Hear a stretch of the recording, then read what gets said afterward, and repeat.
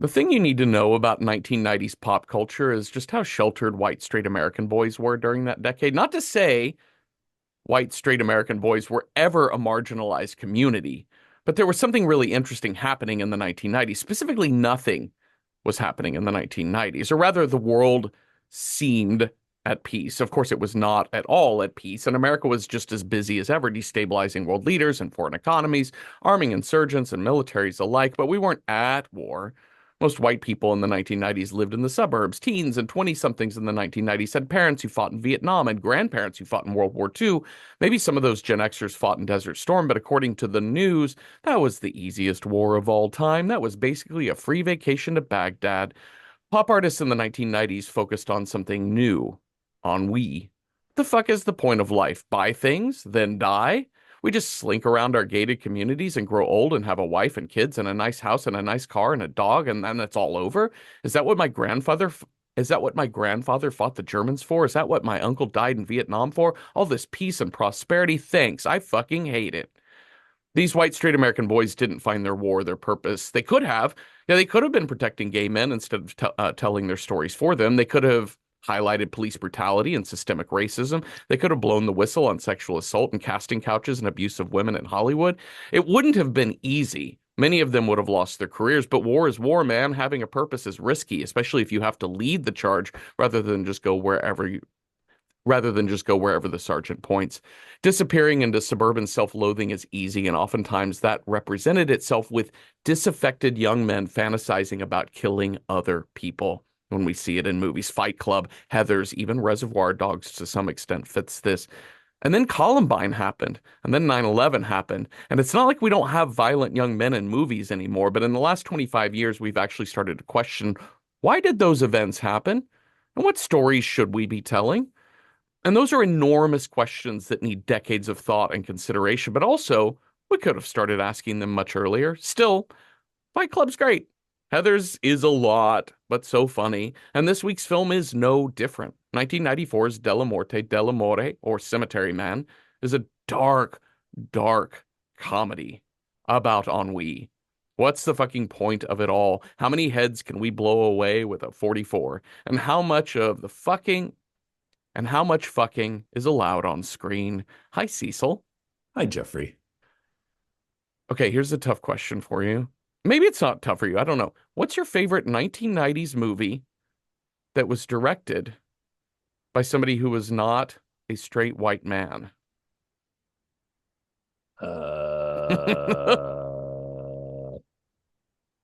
I don't know. It's a tough one, isn't it?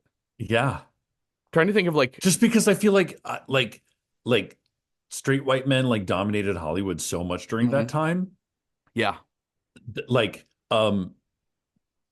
like anything I think of that was directed by a woman or a person of color. Oh, wait, when was the piano? When did the piano come out? Oh, that's like 91, I think. Jane Campion. Yeah. Jane Campion. Campion, Campion. Campion, Jane Campion. 1993. Yeah, that's a good one. Really good one. She's the boss. She's the Yeah. OG boss. Yeah, she really is. The two that immediately came to mind to me, and then I kind of short circuited and was having trouble. But piano is good. Were Malcolm X. Okay. Oh, yeah. Oh, yeah. Duh. Oh my God. Of course. How could it? Spike Lee. Yeah, he was on a run in the 90s. Yeah, for Yeah, real. and The Matrix was Oh, 1999. sure. So There you there you go. go. Uh, yeah, it's this movie was really giving me a lot of 1990s feels. Like I there's Yes, almost it like isn't it? if you drew a caricature of boys from every decade, I Yeah. feel like the 1990 caricature would be a boy with kind of like not too long, but mussed up hair, Yeah, it's yeah, uh-huh. a jacket that is black and too big, Uh-huh. and a handgun. A handgun. Yeah. Black stovepipe jeans, Mm-hmm. and motorcycle boots, black motorcycle boots. Yeah. And always just kind of And like a and one of those sneer. shirts and one of those white shirts with no collars. Yes. Oh, Like the yes, the banded collar. Yeah. Yep, Hmm. as George Clooney often wore in the fucking 90s. We're just describing George Clooney in the That's right. 90s. That's right. Um, But yeah, I was not prepared for where this movie was going to go at This all. movie's so fucking wild. I haven't seen this movie in like, I mean, since it came out, maybe. Uh-huh. It's a wild ride. It really is. It really, really is. We got to this movie because zombies, Yeah, check. check. And sexy, Oh, check. so check. Yeah. It's Now, I will say what I love about the sexiness of this movie, sure, horror movies since, I mean, since the 1960s, let's say, have been put into the B movie boobs, wow category. uh-huh. And we do get boobs, wow, Wow. in this movie. And those boobs are definitely wow. Mm-hmm. But this movie is actually like, I think this movie is quite responsible for my queer awakening in 1994. Like Yeah, I could see I that. I legit had to go to like AOL dial-up to get onto eBay to look for an international poster for this movie because I was so in love with Rupert Everett in this movie. Mm-hmm. Like this and the cast of Rent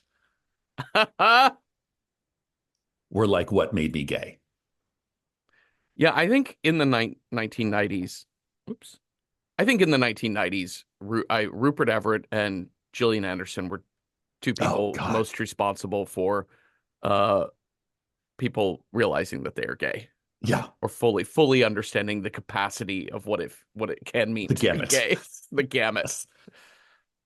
Uh yeah, it is very lingering. It's very male gazy, but like also on men and women both. Yeah, Obviously because of the way we show nudity in Hollywood, like you're gonna see a sure. lot more Anna Fauci in this movie than you are of Rupert Sure. Everett.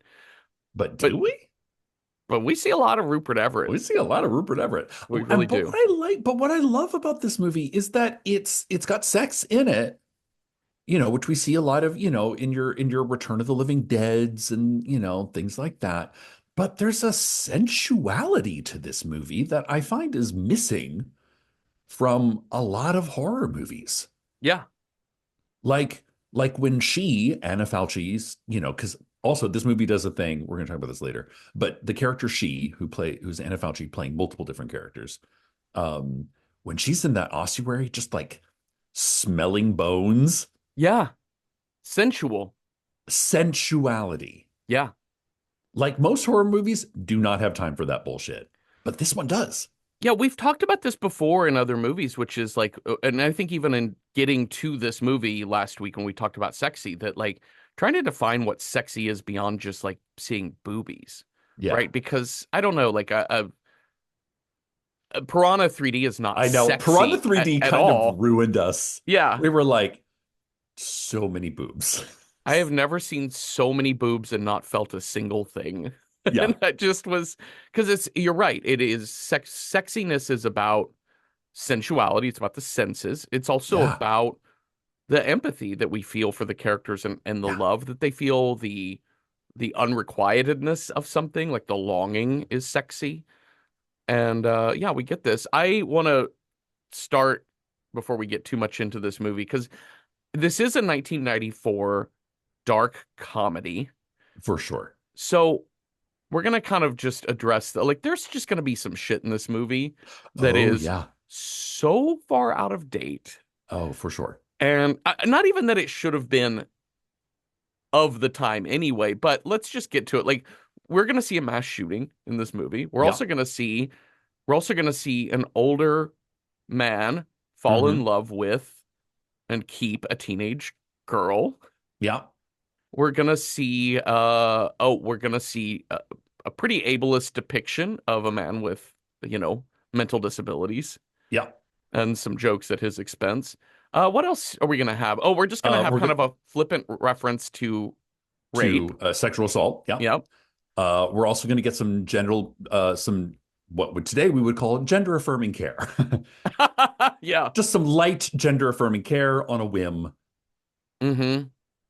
Yeah. But here's the thing. Here's the thing. Yes. Going back to the Roman times, Yes. drama is there's kind of an eternal thing about drama. Like things that are dramatic kind of touch a like deep-seated chord in humanity that are kind of universal and have been universal throughout as long as humans have been humans. Comedy is very topical.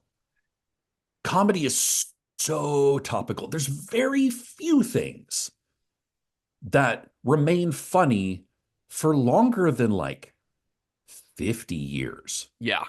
If you remain funny for longer than like 25 years, you're doing really good, Yeah. Yep. Yep. you know? So, Yeah. And I think for a movie like this, I was just going to state it so we didn't bog down each time to address, yeah, let's just put it all out there at the beginning. There's a lot of this is so 90s in its humor, and in its controversy acknowledged. yes. Yes. But Uh, let's not throw the baby out with the bathwater no, because there's this movie is kind of an not an underlooked gem because I think a lot of people know about this movie, it's got a big but it cult has kind following. of languished in the foreign films. Ew, I don't want to watch things with subtitles, even though this movie isn't even fucking subtitled. It just No. kind of came out and people were like, ew, foreign films. No, thank you. Yeah. I'd rather watch, a Wes Craven movie, Yeah. something at the Yeah. Cineplex.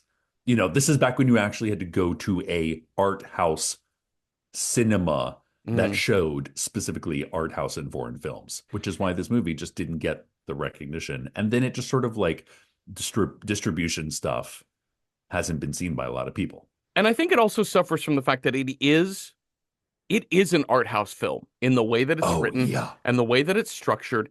It's clever, it's creative, it's doing something that is kind of like not fully formulaic. It Yeah. is yeah, it's another thing It's, that was happening in the 90s was like the kind of the wild twist ending, right? And oh, the for wild sure. twists and turns of everything happening. And I think that I think this movie suffers from being an overt horror film because I think once you do that, it sort of excludes you from the club of smart or art Sure. house or things Yeah. like that. And I think in the 1990s, the only smart horror people were talking about was Silence of the Lambs, which I would argue, while has many horror elements, is just a procedural thriller more than anything. Sure. But Oh, yeah. but yeah, I mean but to get into like genre horror, like zombies coming alive, Yeah. shoot them in the brain, hack them with a Yeah. shovel, whatever. This movie's got It's a also lot of so much the practical effects. trappings of horror. This is gothic horror. Mm-hmm. Like this kind of takes it back. Like, I was thinking last night watching this movie is that this movie, you were often the like, this is so 1990s. I was Uh-huh. like, this is so continental. This is so European Mm-hmm. in its in its like sentiment, in its point of view. Yeah. It's gothic. Yeah. It is candles on graves, overly, it is fabric blowing in the breeze. It is the beauty of slow decomposition, Yeah. which is something that America doesn't do terribly well because our slow decomposition is just not quite as old. No. Our slow decomposition is like, as Eddie Izzard said, is only like 100 years old. Yeah. And I think this movie is dealing with ennui, as you said, in a continental way. And my intro was kind of about American ennui and how this movie just kind of fits in with that 1990s American sentiment. Like But all I could think of was Eric Bogosian during your intro, like yeah, was Suburbia Suburbia was Eric. another one. Yeah. Yeah. Great call. Suburbia is a perfect example. And I, but you're right. I did feel like this has a much more, not nuance. It's not nuance because this movie hits you over the head pretty hard Oh, constantly, but it's slaps, which it's is so European. It's so Italian. it's got a more Like, complex view of ennui, I think, than yes. say Suburbia, which was Suburbia so fit the notion of suburban ennui, which is such an Yeah, yeah, American yeah. thing. Yeah. Well, let's start at the beginning. What do you Let's get say? into it. We've got a phone ringing. We see a A close up of a skull, desk, a skull, and um, this is a telephone cord. telephone. Oh, Just staying up late at night, falling Oh my asleep on the phone God. with your best friend. I know, right? Mm, Because there's nothing else to do, yep. just talking bullshit, So funny. and then a And weird snow globe. and a weird little snow globe, which we're like, what is that? I can't even, is that Christmas? What's happening in the snow globe? No, Maybe we'll find out. I don't know. Anyways, this is the man on the other end of the phone is a young man named Franco, and he is best friends with Francesco, played by Rupert Everett, who is fresh out of the shower. Oh, yum, He is yum. he's wet, Cecil. He Oh is God, he's still moist. still damp.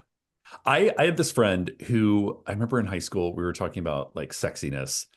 Maybe it was college, high school or college, something like that. And we were talking about how like being wet increases someone's sexiness by 10%. Yeah. Like whatever base level of sexy you are by being wet, like emerging from a pool, coming in out of the rain, coming in out of the shower, it just being because it like something about it triggers that thing in your brain that says, you're all sweaty from having sex, aren't you? That's Yeah. what you're gonna look like Or post-coital. or you look smooth. You look Yeah. like you look like you would have lower friction. Yeah. But I love this setup for a cold open Yep. that is going to tell you exactly what you need to know about the tone of this movie. So, one, sexy, because Francesco is just in a towel and wet. Yeah. He's talking on the phone to his friend Franco. There is a skull on the desk and a knock at the door. The door cracks open. There is a zombie businessman standing I there. love it. Francesco just picks up his 44 and just shoots him in the head. Credits. Yeah. And Franco's like, what's going on? He's like, No. Francesca's like, business is normal. Yep. Which is such a fun take on. I was so surprised when this happened because I just knew zombie movie. So I didn't know, and I knew sexy, I knew there's a love interest. So I'm like, okay, so there's going to be a zombie uprising in this Italian town, and he's going to fall in love with, and his girlfriend's going to turn into a zombie. And we're like, how long can we make this love last? I got it like 15% right, Yeah. Yeah. but You're it's like not a one zo third of the movie. yeah, there's no uprising. Francesco is the, as they call him, the engineer, but he runs this town cemetery. And he is the only one who knows and or accepts the fact that every 7 days after a person dies, they come back as the undead, and he has to brain them and rebury them. I love that we're still adhering to like classic zombie rules. Uh-huh. Nice and easy. Again, we've laid it all out here. He's like, yep, just shoot him in the head. He's like a spade, a pickaxe, Yep. but a bullet is really your best bet Yep. He even like creates his own dumb bullets, which are like a hollow with, tipped bullet that, yeah, with the like cross yeah, in he puts them. a little cross on him. Classic. Yeah. Francesco has an assistant at the cemetery named Nagi, who only says nya. That's the No. only word he says. I wish his name was Gnocchi. I do too. That's such a good Nagi. Gnocchi. Gnocchi. Nagi. So that's who is he's got a very like curly from the Three Stooges sort of Oh, vibe and for look. sure. Yeah. Yeah. He's almost borderline like nyuk kind of Yeah. at moments. He's Uh very simple. he's a simple man. So they are having to rebury businessman zombie, and we get another case of like another big zombie comes out and they have to shoot him again. Anyway, so we've got this all set up. Francesco Della Morte is his name. We will learn earlier that his mother's maiden name was Della More. So Della Morte, Della More. Francis of death, of love of death. Uh-huh.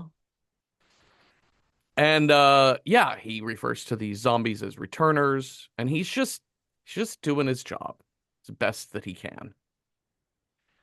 But along comes she, along comes a funeral procession, and they've got a funeral at this cemetery. And it is a very old man who has died. We can see by the little photos, the little oval photos on each No. headstone. And there's a beautiful woman in black and a veil. He says it's the most beautiful living woman I've ever seen. And he gets to know her a little bit and has a little rough Well, start he because tries to get to he know her a little tries, yeah. bit. Because he's like, I'm really sorry about your father. And she's like, that was my husband. He goes, Oh, oh, when did he die? 2 weeks ago. Oh, thank God. yes, Because he's thinking, oh, he won't return. yes. But she's like, oh, how dare you? I am heartbroken. And she's He's like, still, death comes for everybody. The pain will get easier. She's like, it's not getting any better. Get the fuck out of my way. yeah. We've also got, we will meet Franco at the town, that he, like he's the town clerk, basically. Yeah. And, he and Franco is the only person he has really told and talked to about these zombies other than Nagi, but Nagi already knows. Yeah. Now he has to deal with the Yeah, bullshit Nagi of it is every yeah day. on board with this, but Franco is like, I don't get the sense that Franco fully believes him, but he's like, you really should talk to the mayor, and he's like, the mayor doesn't have fucking time for me. He's like, Yeah. hey, if you fill out this M3 form, at least get yourself a raise, like put in a request for a raise because you're working all the time, dude. Yeah. You're having to work double time. But Yeah. I also love that he's like, well, why don't you just move away? What? And lose my job? Mm-hmm. Yeah, I he's a hate my yeah. job, but I like having a job. Yeah. I hate this job, but I have to have a job. It's really hard. It's really hard to wanna Oh no. to wanna leave. We're also gonna meet the dirt bike dirtbags. Yeah. They hang out in the town square and they make fun of Francesco, although we're not really sure why. We just assume because he's a loner, Yeah. maybe. Yeah. So there's some of the township that we know so far. But this woman keeps coming to her dead husband's grave, and he keeps trying flirting, and it's like, would you like to see the place? I'm so sorry for the day. And then he mentions we have a really nice ossuary. An ossuary. I had to look up what an ossuary was, Cecil. That's a pretty sexy word. It's Like, a I gotta say, in like of the words that don't like, I didn't know what an ossuary was, but if you just take it at like divorce it from meaning and just like the syllables themselves, that's a pretty sexy word. yeah. If I think any of you out there who are into like whisper play Oh, during love making, ossuary. try just whispering in your partner's ear. Ossuary. Take me to the ossuary. I want to smell your ossuary. Oh, it's so amazing. And she smells this thing all up. She sure does. Listen, okay. They get to this ossuary, which is just a receptacle for old bones, old bone Yes. art. Yes. It's where you put old bones Yeah. and mostly decorated. You Yeah. can decorate with bones, you know, necropolis, maybe another name, but an ossuary specifically for the bones. But this ossuary is very dank. Something Yes. that I think you or I might go, ew, no, absolutely not. No. Now, apparently, this ossuary in this film is real. This is an actual place. This is an actual Whoa. ossuary. Whoa. And like they kind of like had to remove some of the skeletons, and the crew then said a lot of really, a lot of bad shit started happening on the set. So they put the bones back because they were like really superstitious. They were like, okay, we're not fucking with the ossuary anymore. Crazy. But it's like there's like a foot of water in the ground. There's like, it is dank in this Hmm. place. But she dives in there. She's smelling the bones and rubbing the bones on her body. It's like she is on Yes. ecstasy in the ossuary. Hmm. Uh, An Agatha mystery, yeah, yes. Agatha murder Agatha, mystery. Agatha Christie, Mystery Agatha Christie. Christie murder mystery. There There you you go. go. Those are the words I'm trying to put in order. But I love like how slapstick this is, how kind of like the sexy slapstick of this, because like there's a moment where she backs into a skeleton and the hand of the skeleton looks like it's like on her hip. But then as she like realizes that she's being held by this skeleton, it like snags the button on the back of her coat and it rips off the top of her dress as she runs away. But let's talk about this kiss though, Oh, yes, I'm sorry. Yes, because their first kiss. this is so sexy, Jeffrey. This is really sexy This is it sexy. because they don't technically touch No. lips. So she's in mourning, and she's in Uh-huh. mourning as only Italians can be in mourning. Yes. Like black veil, looking all pale and tragic, you know. Hmm. And and she's like, I can't, and he's like, I love you, I want to kiss you. And she's like, I can't. But she sees this red satiny fabric just lying in this dank ass ossuary. And she's like, but I will kiss you like this. And she puts it over his head. And this is actually like a painting. This is a painting. This is Rene Magritte's The Kiss, I believe, Hmm. which is a surrealist kiss. So his head is covered and her head is covered. Why is this sexy? Why is this so erotic, Jeffrey? This kiss that isn't a kiss, the kiss that doesn't touch. Because it's about longing. It's about wanting something you cannot have and trying to get as close to it as possible without crossing the line. Oh my God, this is erotic. This is super erotic. It's really, really, really sexy because it's not because sexiness is about titillation. It's not about coming. It's not Yeah, about orgasm. That's a part of it, yeah. but it is about wanting to get to that place of physical contact, and they can't because she is so worried about, I, I still must be faithful to the memory of my husband. I also like this as a plot construct too, because there is a question of, is this woman real? Oh, for sure. Because one of the moments that we see her earlier is while uh he's pulling water from the fountain. Mhm. Um and then he sees her reflection in it, and when he looks up, there's just like the thinnest wisp of like a black scarf Yes. goes past. This movie loves fabric in the wind. Oh, it does. Black Because fabric in the wind is her MO. White fabric in a windowsill is like Franco's MO. mhm. Fabric and in the wind. and the tiny little blue fabric on marshmallows that creates these like little blue flames in Yes, the cemetery little at will o' night. the wisps. Yeah, I love these because if you don't even have to look that close. You can see that Oh, they're these are little on like sticks. little sticks. I'm like, They're oh, little sticks. I love s'mores, I know, little blue s'mores. little blue s'mores. But she comes back that night. This is another thing that made me think she's already dead or that she's a ghost of some sort. Because she comes back late, late, late at night and is standing by the fountain in the cemetery, and her jacket is still gone from being ripped off earlier, which made me think she's never left No, she's just here. been hanging by the reflecting pool, just in her thoughts. And the reason she's never left is because she's goth as hell. Yeah, That's why. yeah, absolutely.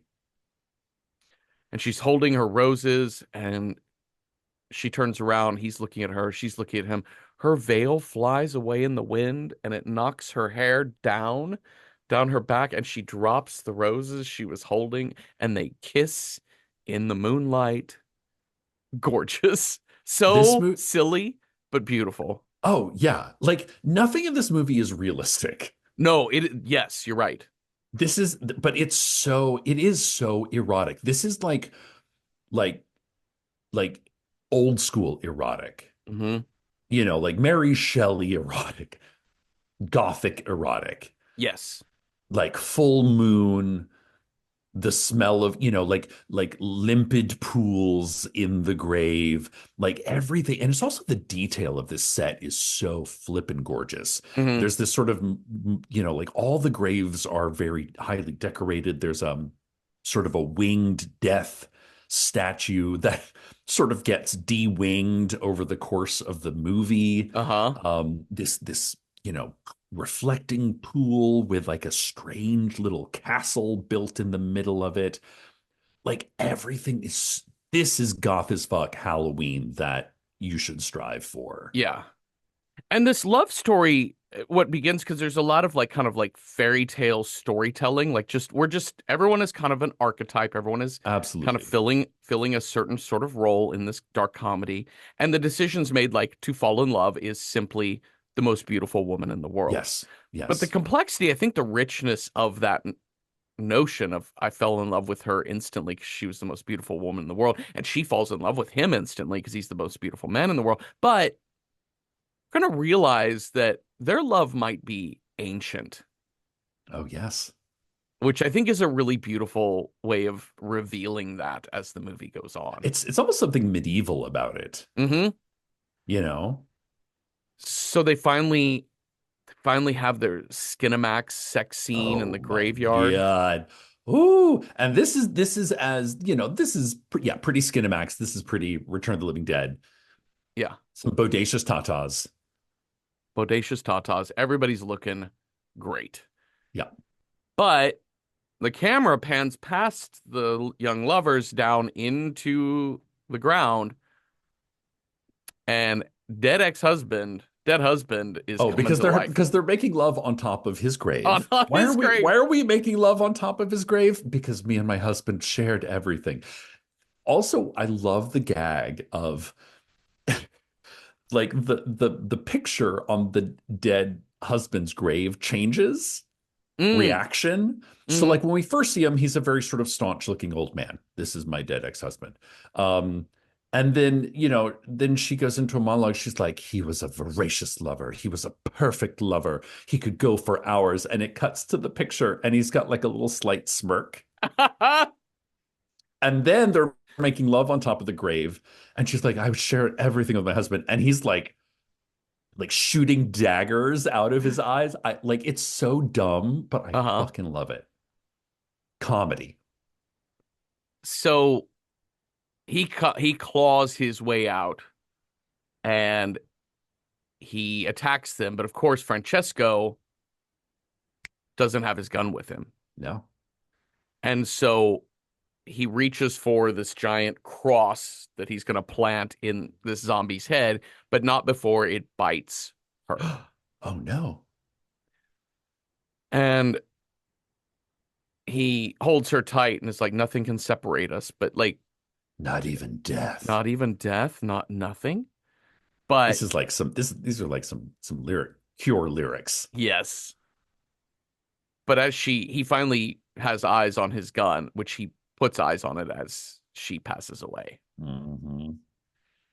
So she dead. Yup.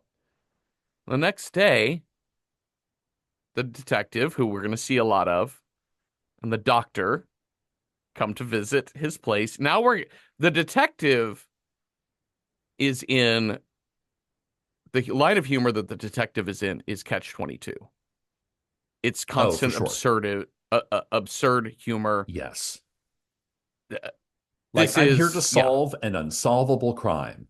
It can't be you. You're the only person who was here at the time. Why would it be Yep. you? Yep. I love this detective character. It just touches my catch 22 loving heart all the way Yeah, through. it's very Ionesco. It's very, I Hmm. mean, it's very continental. Yeah. So the doctor has examined the body and he was like, I think she died of fright after making love. And, and they were like, well, of course, it couldn't have been you, Francesco, because everyone knows that you're impotent. You may not even have a penis. So you're not the suspect. He's like, what? But, Huh? but What? I mean, I didn't kill her, but also okay. This I remember thinking this the first time I saw this movie, and it just even no less weird, but just like, what? What? And all I can chalk it up to is Italians. Uh-huh. You know, I think I was like, Yeah. But after they've left, so he's off the hook for the crime, any crime that they could Because have you couldn't accused have him done of. it. Yeah. Um, he's like, I don't want her to become a returner. I don't want her to become a zombie. And at that moment, she is laying naked on her back on this table Like a little with shroud oh, over just her, but like like a veil, like you can like it is marble. translucent, yes. And she slowly lifts straight up, and he shoots her in the head. Well, I love Oh, this. Like she blows the fabric off of her, like, and it blows off of her and over uh-huh. him. And he has to like shoot her the gun through the fabric, mimicking their kiss. In love, they kissed through fabric. In Uh-huh. death, she died through fabric. Yep. So Oh, good. So he's got to cover the body, and he's oh got to get no. Nagi to help him dig this grave real quickly, just get her in the ground. So then he goes into town with Nagi, and we've got the youths, the dirt Oh, bikers, yep. making fun of him. And the mayor is there. This mayor is This is wild.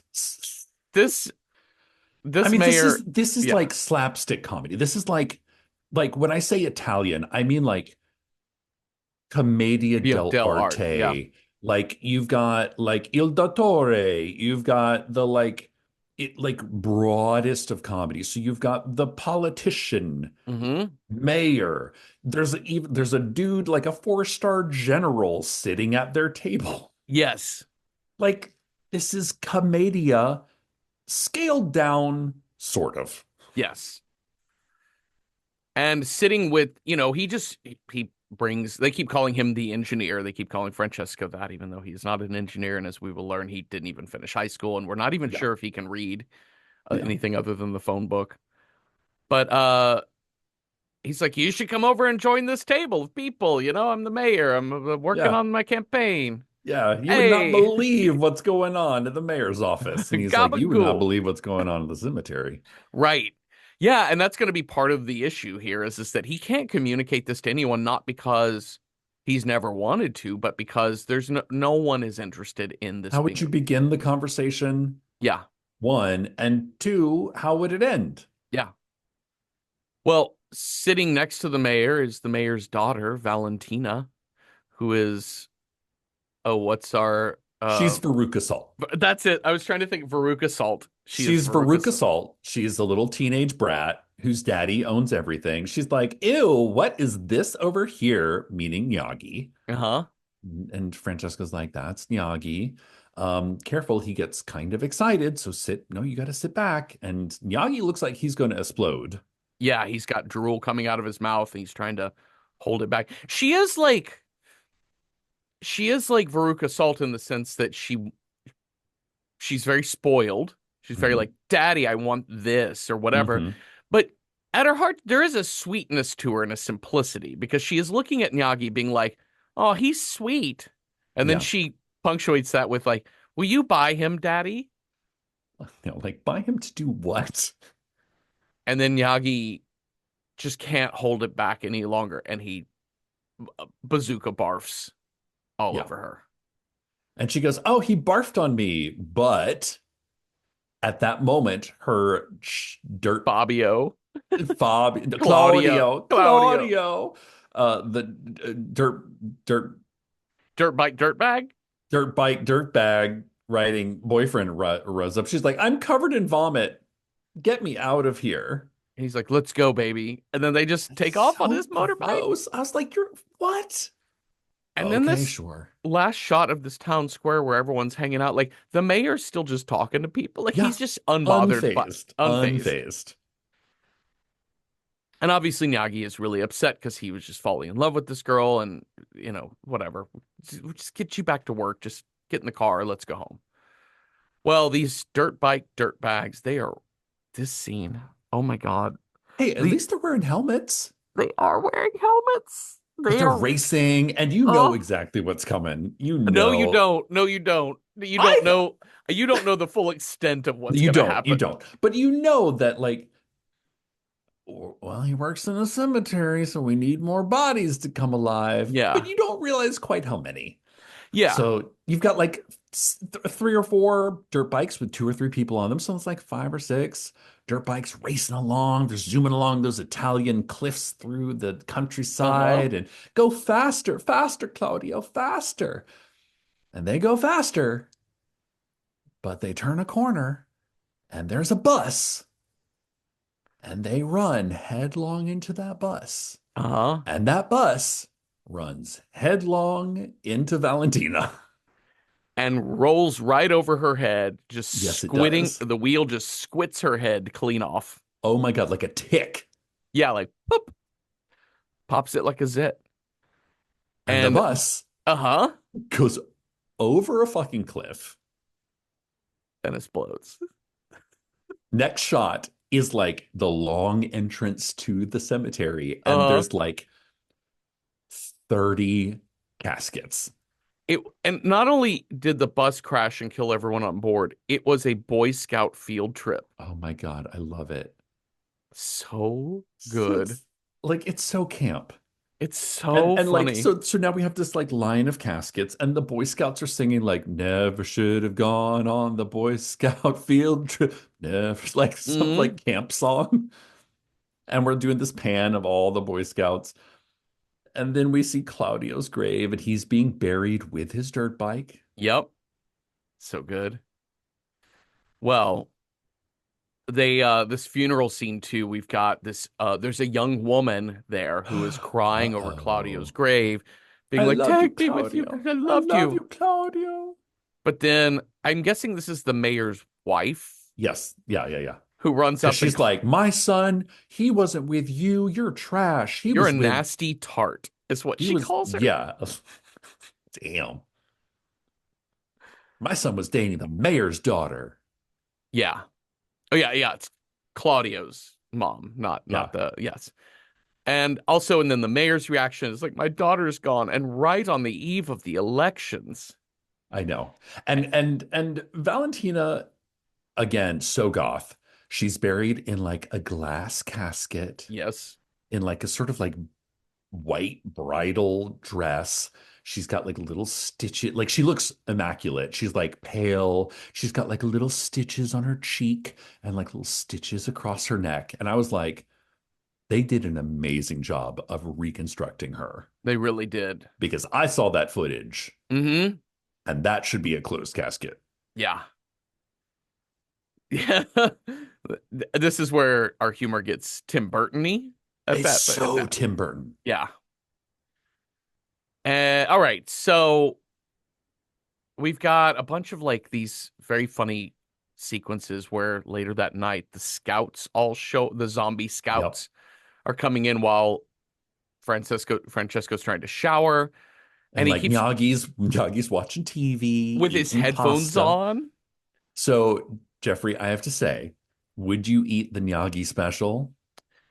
which is a pile of cooked noodles with Uh-huh. bananas, Uh-huh. sliced bananas. And what else did he A put on little that bit of shit? arugula and some That's bread. no. I mean, Do you want some? I would for Minus the theater. bananas, I'd be into it.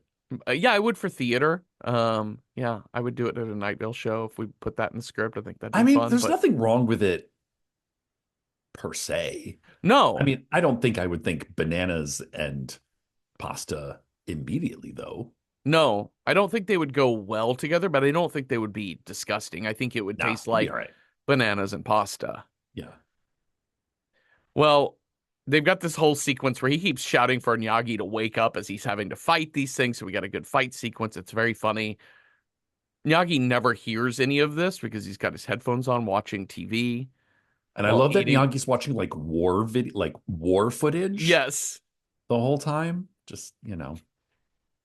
And at the end of this scene, after killing all these zombies, the TV, the headphones unplug by accident, and the TV comes on at full volume, which startles Francesco, and he shoots the TV out, just shattering the whole middle of the TV, which Miyagi's so sad. he's so sad because his TV's gone now. That also that night, or maybe the next night, I don't know where we are in time, but that young girl crying over Claudio's grave is back. Yeah, she's just like draped over his But grave. Oh, Claudio. And Francesca's like, girl, you got to get out of here. But there's an and earthquake. And they're like, get uh-huh. away. It's an earthquake. And a zombie melted dirt bike shoots up out of the grave. Uh-huh. This is dope. Mm-hmm. Like, this is very Tetsuo Iron Man, but Italian style. Yeah, yep, yep. And she's like, Claudio, take me with you. And he comes back to her and He's offers just his doing donuts. He's just doing donuts yes. around the cemetery. And Francisco's trying to shoot him. Just like, these Yeah, and darn he rascally zombies. he holds his gnarled hand out to her and she takes it and hops on the bike and they race off. Oh, Then oh, well, then Francesco finds the two of them, and what you would assume if this were an undead story would be like two lovers having sex or making out in a graveyard. But what he finds is she's lying on her back and he is on top of her chewing on her neck. And I think she's he's no, I think he's like chewing. I think he's like eating her out. He's like chewing on her leg. He's like chewing oh, between her oh, is he legs. really? Okay, I couldn't remember what I I mean, was. it's Yeah. hard to tell, Yeah. but it seemed He's pretty sensual to me but because he she's is like, he's only eating me. yes, because she's Stop. He's only eating me. I was just clarifying that he's definitely chewing her flesh off Oh, because she is absolutely. covered in blood. But I love the like he's only eating me. I will be eaten by whoever I please. And Yeah. Francesco is like, not at my job, no. And he Yeah. shoots this guy in the head, but the bullet in going through his head goes through hers too. And this is a problem Yeah. because while he sort of understands that if you're bitten, you can you can die, but like you can't, you're kind of fucked once you're bitten, Yeah. but you're not fucked yet. You're going to be fucked. So you're in that liminal space of you're still human. Yeah. Just because you have a terminal disease doesn't mean you can put a bullet through somebody's head. Yeah. This begins the sort of like the next phase of the movie, which is killing the dead is okay. But when you start killing the living, people get mad. People do. But Or he do is, they? or do they? I mean, but yeah, he's going to find that like there is no logic in Italy. There is no logic in Buffalo, Italy, whatever the name of this town, Oh my Buffalora. God, upstate Italy. Uh-huh. So they bury these two bodies together. They're Just like, oh, they'll ditch. be together in death, Hmm. together forever. So Nagi is pining away for I Valentina, know, he's and so because he sad. understands that the dead do come back, and so he digs up her grave. He's playing his little homemade violin for Uh-huh. her. He digs up her grave again. Jeffrey, this is wild. This This sequence, this is so dumb, and I am here for it. he crashes open her glass coffin, and then he pulls her head right on off of her body and carries it out of the grave. Yeah. And It can speak. she can speak. She talks to him. She was like, "You really want you want to kiss? You want to kiss, don't you?" And he's like, mm. Mhm. And so he leans in and he gets a kiss. And I'm waiting for her to fully like bite his lips off, Sure. but no, she kisses him. He kisses her back, and then he plays his lute and dances He plays away his as little, her like little head bobbles after him. just run skitters after Ah! him. Like, I mean, honestly, it's like the head creature from The Thing, but without the legs, because all Uh-huh. you see, because she's got a veil on. So how this head is moving, unclear, Hmm. but it is wild. Francesco is one thing to note about Francesco and Yagi's relationship is that because they live together in this house in the cemetery, there's not a lot of privacy here. I mean, they both No. have their separate rooms, but as anyone with roommates know, you kind of know what everyone's You doing know at all hours. everything. So we see Nagi making two pasta and banana sandwiches, Yeah. and Francisco kind of starts with like, "Oh, gonna have the Nagi special tonight, are we?" But Yeah. Nagi doesn't say anything. He carries both downstairs with him, and Francesco can hear a girl's voice laughing. And he's like, Oh. "Oh, Jesus fucking Christ." Okay. Then outside, there's a noise, and he goes outside. What kind of bullshit is happening now? What zombie has come back to life? Oh, it is she. It is the beautiful woman who I shot in the head. And one, I want to say she has never looked more fierce. No, she looks amazing here. She's like, because she's giving like spectral white ghost slash Puck in Midsummer Night's Dream. Yes. Because she's got like branches growing out of her head. She's also completely, she's got the Beyonce hair fan going. Yep. Looks fucking amazing. Yeah, she really does.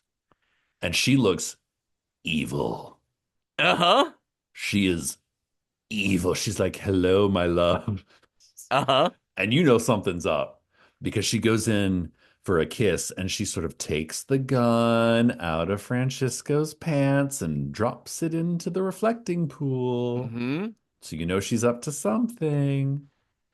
Also, this reminded me of the movie Titan in where you have a character, two people kissing, two people nipple biting and sucking and all that like Mm-hmm. that sexiness happening, Oh, yeah.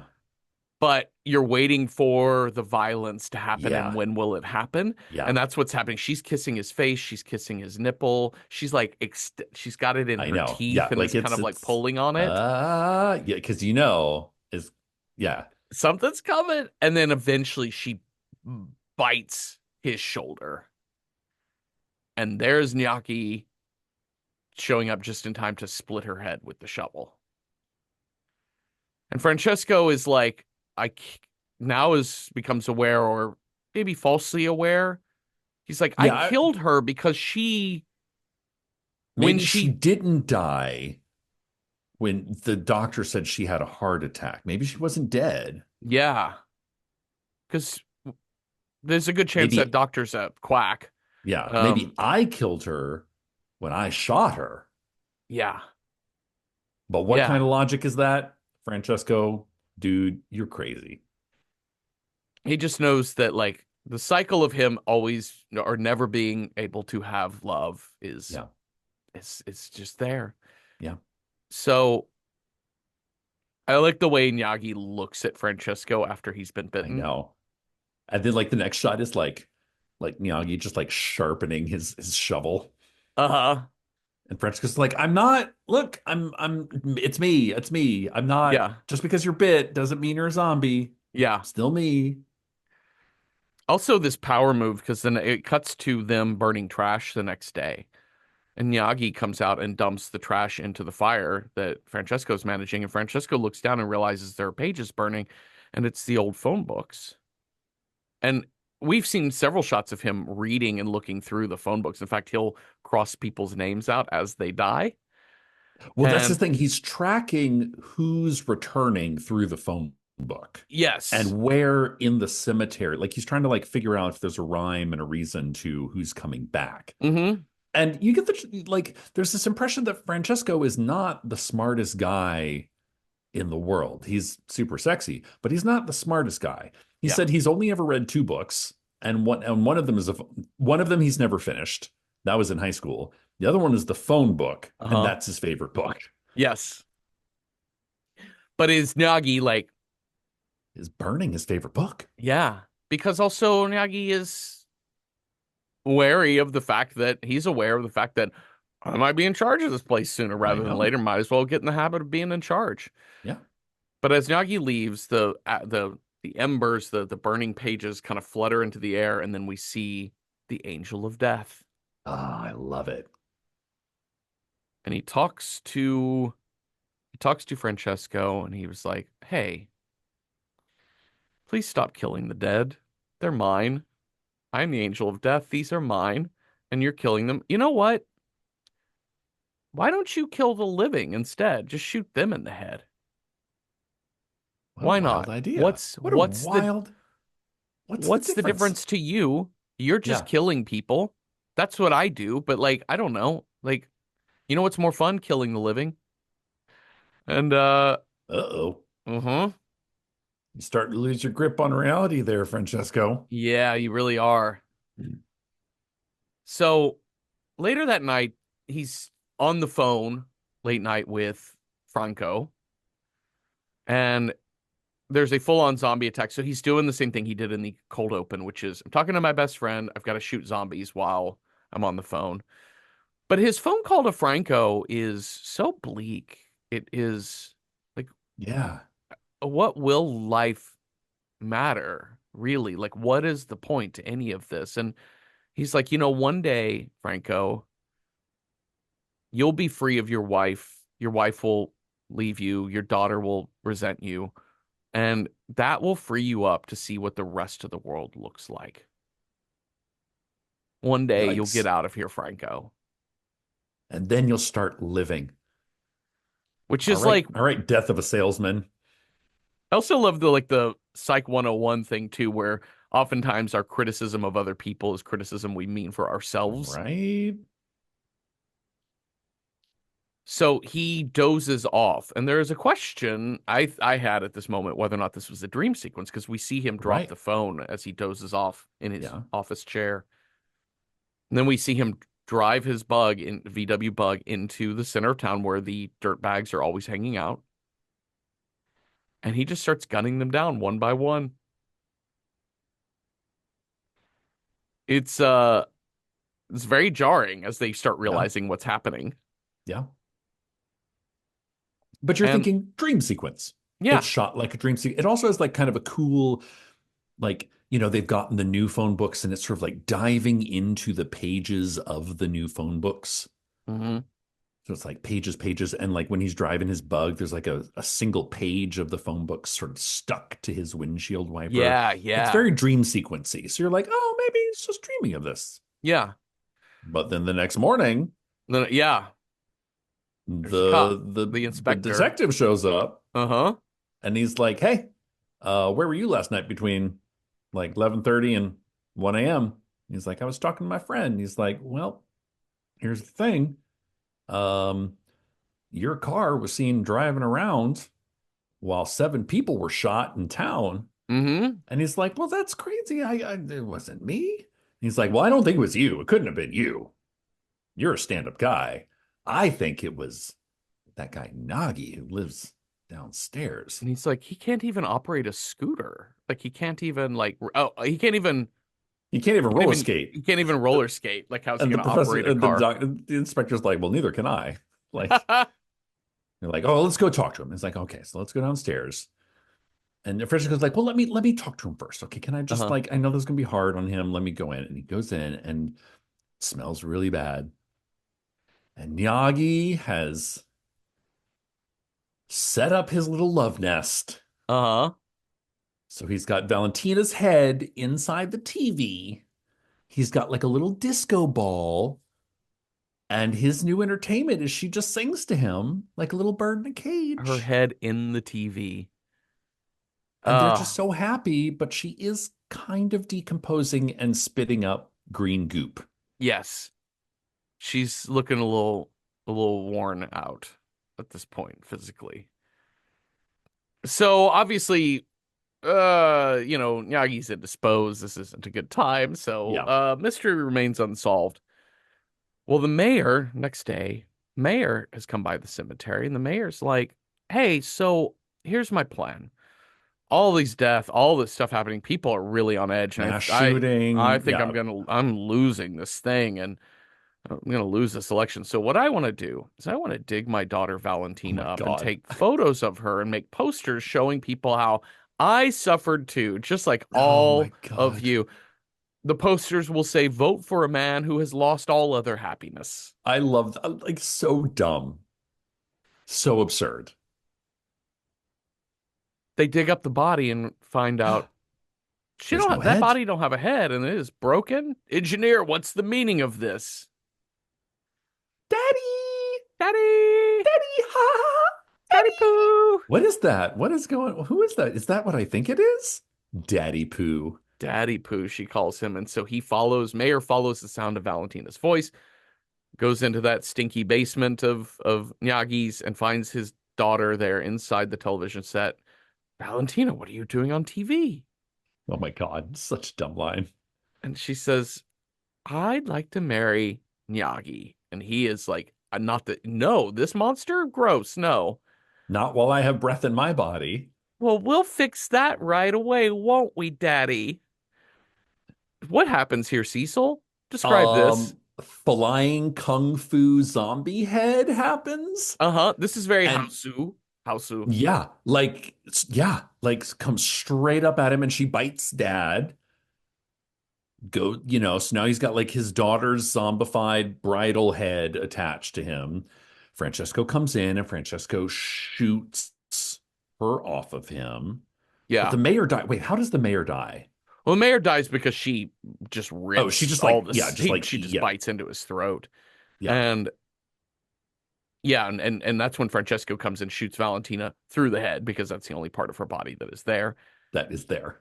And Miyagi sees this whole thing and is He's so just, sad. yeah. His corpse bride. Yeah. Oh, and this made me so sad too, because there's also like we're seeing the breaking of trust of these two I know. friends and things like Well, that. I And mean, well, I actually was kind of like, this is actually pretty fair because Yagi had to shoot she, and now yes. Francesco sort of shoots Valentina. So it's actually sort of levels the playing field in my mind. They're Yeah. like, listen, it's better in the long run that we don't continue our love affair with zombies. Yes. We're Yes. because so they're kind of looking out for each other. They're able to do the thing that they know that they're not able to do because Francesco's like, if she returns, I won't be able to shoot her. So Nyagi does it. Yeah. And Nyagi's in love with the stinky, smelly corpse bride head. He won't be able to shoot Francesco her. does it. Yeah. Yeah. Um, so there is it's so stupid. It's just this one little scene where like later that night the dead mayor is climbing the building and Francesco's like, My "Get down or I'll God. shoot." And you're like, "You can't shoot me. I'm the mayor." Bam. Yeah. My God. Scene totally unnecessary. The next day, Chivardi, the new mayor, Oh, shows up. yes. And I love that, like the old mayor was very like silly. The Hmm. new mayor is all business. He's got like five antennas attached to his car. It's very like my car has a cell phone in it, a car phone. Uh-huh. Change is coming to this dusty old sleepy little valley. Yes. Well, uh he also wants to he got this M3 form. He got this M3 report in the mayor's office and he saw it and he was like, it's describing one, I need a raise because I'm managing the fucking zombies that come out every night. He's like, did Yeah. you write this? He's like, yep.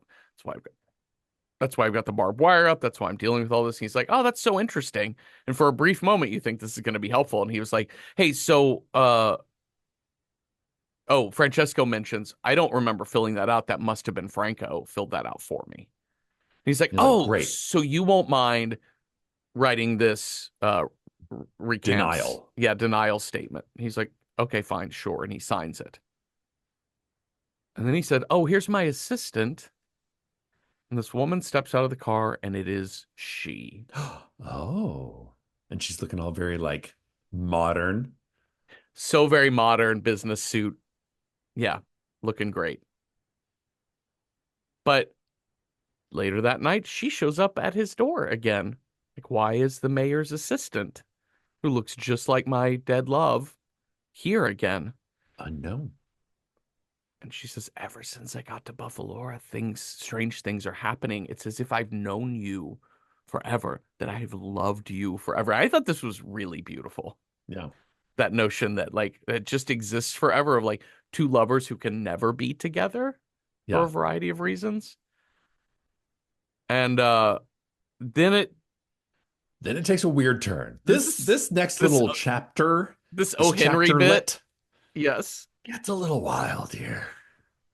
So, in summary, she says, because they are getting ready to like seemingly to make love, They're but like, she I love says, you. I love "Love you. you," and she's laying down. He's on top of her, and she's like, "But is it true what they say about you in town?" And he starts to say, "Absolutely not." And she's like, "Because I can only love an impotent man, because otherwise the manhood terrifies me. It's a sort of phobia I have." And he's like, "Oh yeah, yeah, no, it's totally true what they say about me. Can't get hard, nothing like that. You know what? I I don't even have a dick. don't even have one." And she's like, "Will you marry me?" And he nods yes. And then this is we see a cut to Nagi sharpening his shovel. Oh, yeah. So Francesco goes to the doctor, and like this whole scene is like just gross and sweat. Like just the vibe of the scene is gross and sweaty, not to mention I the mean, content of it. it's very like Reanimator. It's very mad scientist. Hmm. There's literally like lightning striking outside. Like I mean, very like if you come from a machismo country and you're making a horror movie, Uh-huh. what's the scariest thing? Chopping off your manhood. Yeah. But he goes to the doctor and he's like, I want a Chop it. dickendectomy. Yeah, dickendectomy. I need this thing gone. And the Now, I doctor's will like, say, uh-huh. oh, no, no, you Yeah. can finish. Well, he's like, the doctor's like, well, one, you can't, I can't do that. And he's like, besides, you don't even have a dick. That's what I've heard. And he's like, oh, do I not? And Rupert Everett stands up and takes off his belt and drops his pants and is like, boom. And listen, here's the thing. Uh-huh. I am in it for some gratuitous man butt. Yes. That's Great. it. Loved it. That's the best part Cute, of the scene. cutest butt. He's got Uh-huh. the cutest butt. So then this whole thing is silly because he like wants the surgery done without anesthetic. Like this gets back into like Why? it's just so like nihilistic and stupid Like, I want to feel the pain. they even have like the doctor like finds like kind of like Like fucking Exorcist garden 3 shears. Yeah. power shears sort of thing and starts to go after him and the doctor can't do it, pulls up a giant syringe Yeah. like the size of half a baseball bat and is like, "No, this injection will make you It'll just make it like you never, it'll just for a month dead. Yeah, it'll it'll just be dead deaden down it. there." And he gives him this big injection. Well, for several weeks it makes him sick. Like he has like It's like an an infection infection of some sort. So he can't even see this woman during this time. because he doesn't want her to see him while he's ill. Yes.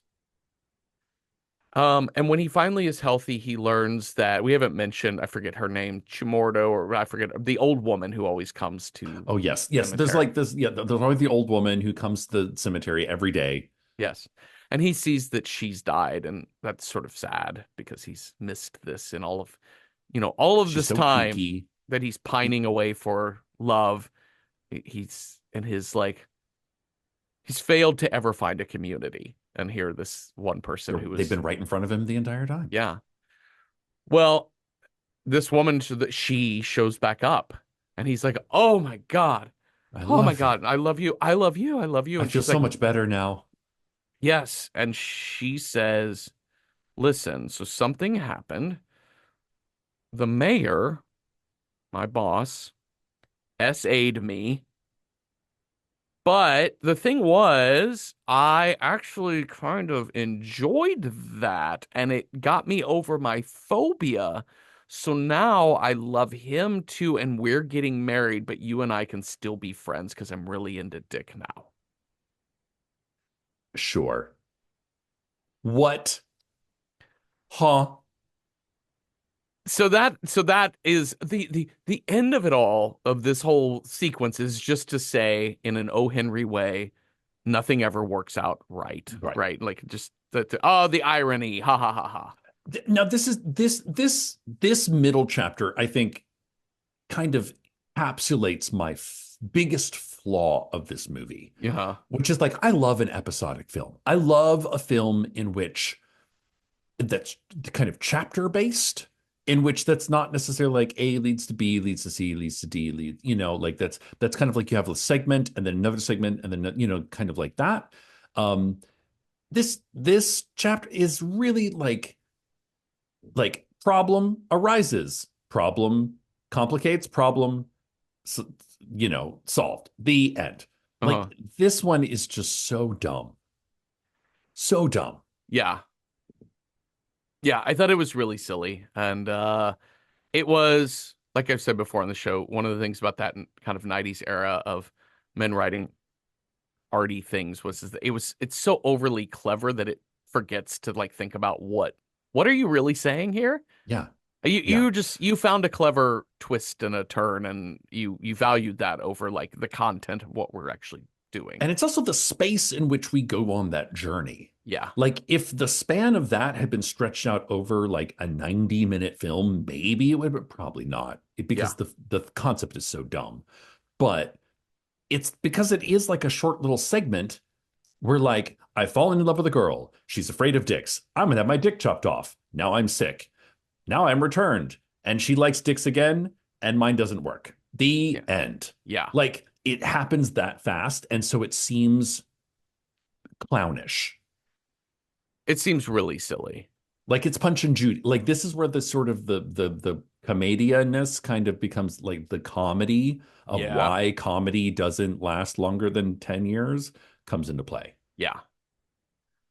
Well, he is He's real sad. it's really sad. He's drinking Super sad. himself too much. He's out in this cafe drinking just a shit ton of wine. And this young woman named Magda comes up to him and she's like, "Hey, is that your VW bug outside? Can me and my friend Laura get a ride to our house?" And he looks up and her friend Laura is It's she. she. Oh, it's too far to walk. Can you just give us a ride? Well, I guess so. And he's all like, he's so pouty. Yes. He is so pouty. He is like, I mean, this is like, this is so 90s. This is Jared Leto in My So-Called Life. This is like the most 90s Uh-huh. anti-hero you can possibly be. Yeah. He's like driving these girls home and they're like, "Hey, do you want to come inside? What are you afraid of two college girls?" And in my mind, I was like, two college girls aren't afraid of a random stranger man. Like in this age of like my favorite murder, Yes.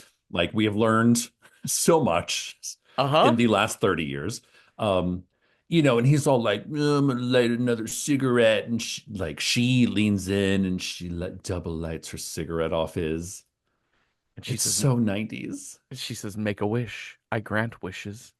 He says, "I want you to fall in love with me." And she says, "I'm already in love with you. Haven't you noticed?" It's the answer to the question that I wrote down, which is, what are you afraid of a couple of college girls? In the context of what you just said, Cecil, like two college girls who are not afraid of a random drunk Right? man, I'm afraid of those college girls. That is probably true. Yeah. Well, as we learn, they're running a game. They are running a game. So he told we get back into bed with She's she. getting all undressed. She's So like, "Oh, there's a sink of water for you to wash." And he's like, kind of splash some water. She's like, "I didn't mean your face." that was it's a very funny line to me once because then we understand what she does Uh-huh. for a living. But he's like, "Listen, I can't do this because I'm on this medication that won't allow the whatever." Anyways, they totally do some fucking. She's like, "Wow, I don't think your medication is working." And he curls up I next love to her. it. He's like, "Do you love me?" Yes, if you stay all night. Yeah. Which again, like, yes, if you're gonna treat me as a one night stand, I can't be in love with you. If you want to be with Oh, me, I absolutely am in love with I you. love some entanglement, some attachments. But he gets up for he wants to go again, and she was like, "You've already come 3 times," and he's like, "Just twice. The third one was I faked the orgasm." Like, okay, Kind of a funny little uh-huh. gender reversal. That's a very like 80s 90s joke about faking orgasm is a Yes. thing too. But he gets up and goes to the kitchen because he wants to get more wine, and Magda is there.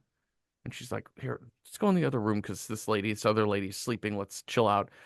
So she pours him some wine. She's like, so Laura told you, right, that you can just pay me? He's like, Ooh, pay you what? She's like, well, it's only 100,000 lira. He's like, wait, but she said she loved me. 1,500 lira. Yeah, 150,000 Oh, lira. And he, 150,000 lira. Yeah. yeah, and he was like, and that I should stay the night. Oh, Oh, 200,000 lira. 200,000 lira for that, my friend. Oh, you want feelings? Then that's Um, extra. That'll cost you extra. You want the girlfriend experience? That's the elite package. so He's so mad. he is like, this man has gone from like, oh, this poor man to like, by the end of the movie, he's a mass murderer. Yeah, no, He is, he's he's, Patrick Bateman level yeah, he of is which was kind of like my lack of expectation because I went into the movie being like, yeah, it's very practical that you have to kill these zombies.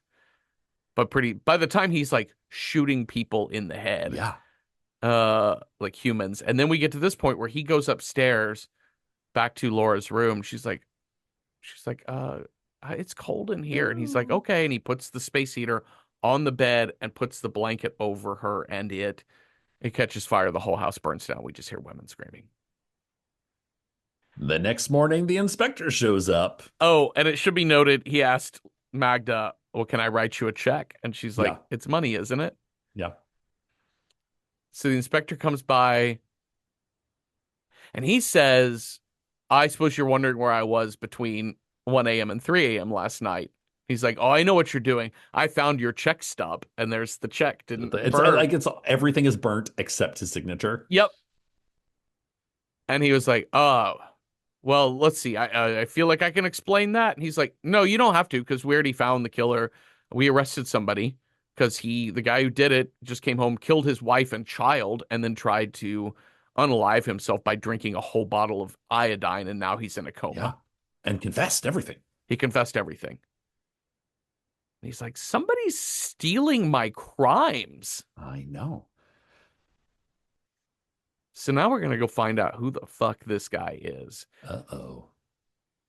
The violent slapstick that we're getting. I mean, This we've is already had a great. ton of it, but this sequence, he gets to the hospital, forces his way into the ICU, and he finds that the man hooked up in this room is Franco.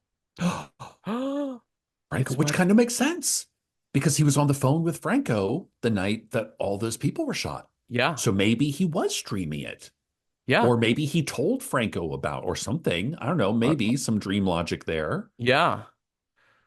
Or yeah, this Franco thing is really interesting, but let's get to the comedy portion of this first. Is he's Oh, like, I sure. want to know why. One, he lights up a cigarette in the Of hospital course. over And a this guy's. nun pops in. It's like, Well, no smoking in the right. hospital. Oh, we get to these. Yeah, let me set up the beats here because it's the beats that make this so funny. So he lights up a cigarette. He's hunched over him. He's like trying to ask him, why'd you do this? Nun comes in, as you said, put that, smoking's not allowed. Turns around, just blows her brains out. Yep. Then he tries back again. The doctor comes in and he's like, what happened to her? She slipped.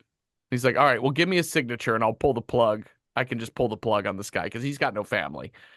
He killed them. And he's like, fuck off. And he shoots He's him like, in the don't kill head. my friend.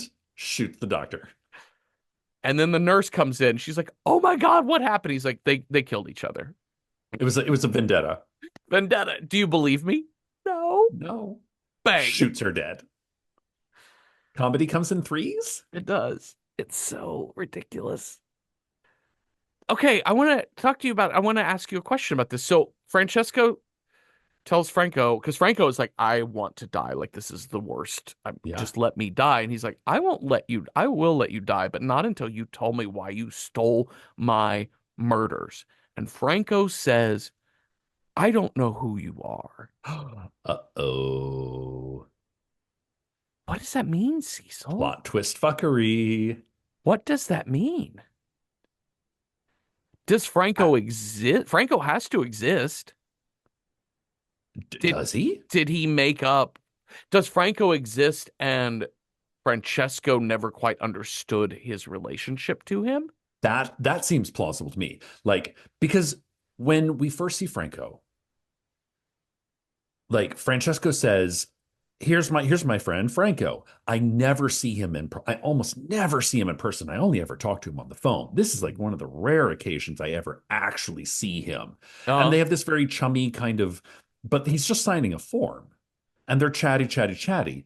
But the only ever time we see him is they're kind of talking on the phone. So I think those phone calls are all kind of in his mind. Uh-huh. That he's like, here's this one dude who I like see once a month and I sign some forms to collect my money to get my paycheck. Yeah. And he's my best friend. Yeah. That's so Maybe? interesting. Yeah. No, I think there's But something to here's that. but here's what Yeah. I think it is. I also wonder if it's just a twist for the sake of being a twist and it doesn't have any logic to it. It is just absurd for being absurd. I think that's also really good. Let me try and combine them because I think when your first read on that clarified something for me, which is it at least feels tied to the notion of he lacks community. He lacks the Mhm. ability to build community. He is Yeah. He's the cynical. loner. He wants community, but he's so cynical about everyone. He kind of Yeah. hates everyone. He's Christian Slater from Heathers, right? Like Yeah. it's just Yeah. he fucking hates the world and he can't do anything to make the world a better place. Um, and I think there's a thing here where he may very well have had all these conversations with Franco, but Franco seeing him in person is like, I don't know who like we I've never put two and two together that you're the guy that I Yeah. talk to so much. I don't Oh, yeah, know. yeah, yeah.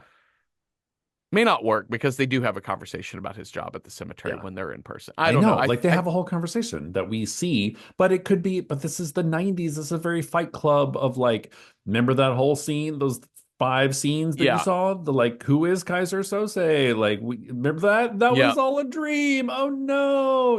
That kind of shit. And I love that the number of times we've seen movies where we're like, this is so like that other big name film. And then we realize, wait, this came in several years before I know. un Usual Suspects and Fight Club. Well, What I think is even more delicious than that uh-huh. twist is Francesco's like, his world is turned upside down.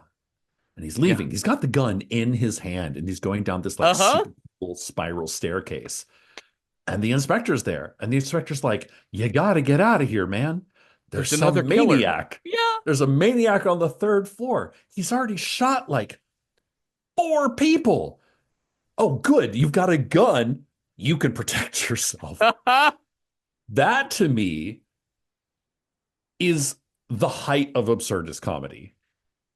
Is Yeah, like the and willful like unable to see the solution to the problem that you have in front of you for no reason at all. yes. Like, why can't the inspector see that Francesco is the assault, like causing all these problems? Yes. Well, and he even like shouts, I fucking did it. Like he's like, I am the killer. But it's like everybody's around him. They're having this, but then like everybody sort of disappears. So he's like all alone when he shouts, I'm Hmm. the killer. Everyone just sort of disappears. So he goes home to mope around the cemetery and shoot at the statues and just I know he's be just like shooting the miserable. wings off angels, man. And then he goes face to face with the Angel of Death statue. Is this Derek Jacobi? Is that I saw that is the voice of Oh, the I don't Angel of Death? know. It's some classic British actor. I think it is Oh, I don't know. I have no yeah. answer for you. Anyways, whoever classic British actor, Derek Jacobi, yes it is, says to him, he's like, oh, first, Francesco says, you and I, we're the same, you and me. We kill out of indifference, sometimes out of love, never out of hate. It's just our jobs. That's what we do. And he's like, I want to get out of here. I want to leave this. I want to leave this life. I want to leave this place. And the angel of death is like, where are you going to go if you Yeah. don't understand the difference between life and me? If you don't understand the difference between what you do and what I do, where you live and where I live, you have no place to go. Uh-oh. It's very profound. Right? Might be also just absurdism that has no deeper meaning, but sometimes that's a I great don't koan, to like really think on. Yeah, but but I think that's the sort of the plague of the question of the loner, Uh-huh. the sort of like back to Dostoevsky and like Crime and Punishment, like the angry loner that Yes. thinks he's above it all, that thinks humanity is shit. That's Yeah. just like, I don't know, pow, pow, pow. I can do whatever the fuck I want because look, all these people are shit and I am shit and we're all shit. So what does it matter? But then when faced with the actual conceptual idea of death is something that is, no, you're just a person. You're Yeah. just a little tiny, you're a person that thinks you're a big thing, but you're just Uh-huh. a little thing. Yep. So don't get it twisted. Well, he's like, well, that is my sign. I got to get the fuck out of here, Nyagi. You're coming with me. Fix up the car, load it up, put your stupid coffin full of shit Put on your the on stupid the coffin on the roof of the car. VW bug. Fine. We're getting out of here. They get on the road, start driving away. He ditches the cemetery key, throws it out the window onto the road, and they see the sign now, now leaving Buffalora. He's like, this is as far as I've ever made it on this And road. they go into this tunnel and Past this tunnel is the rest of the world, Nyagi. I wonder what it's going to be like.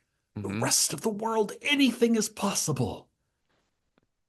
Shall we go? Yes, we Yes. shall go. Yes, let's. We shall go. They do Man, not go. the waiting for Godot stuff here at the end is amazing. I love it. It's so silly. Because also you get a sense from a lot of productions of seeing Didi and Gogo in Waiting for Godot. Very often, one is very tall Yeah. and one is One very is tall and lanky short. and one is One short is and short and stout. fat. Yeah. Yeah. And that's what we have here in these two men. And as he gets out, as he's just emerging into the light of the tunnel, the bright white light of the tunnel, he slams on his brakes as they're coming out of the tunnel. Miyagi hits his head really hard on the dashboard. Wear seatbelts, kids. And he stops the car and steps out, and the road is missing, and it is just a long cliff down into the ocean. He just sits and stares It's out. the end of the road. There is no life outside of this. And Nyagi is struggling with his wound. He's like, you didn't hit your head that hard. And Nagi like falls down this giant bleeding wound on his forehead. He grabs the gun, Francesco does, and starts to aim it at Nyagi, being like, I know he well, like takes all but two bullets out of that gun. yeah. And we sort of get the feeling like, well, I'm going to end him, and I guess end my keep one for me too. Who knows? Because where are Where they going to go else? back to? They go back to the life of, Yeah. being a sad loser, sexy loner. Yep. And Miyagi like wakes up, sees the gun sitting there unused, picks up the gun, chucks it off the cliff into the water, and says to Francesco, "Could you take me home, please?" And Francesco says, "Yeah."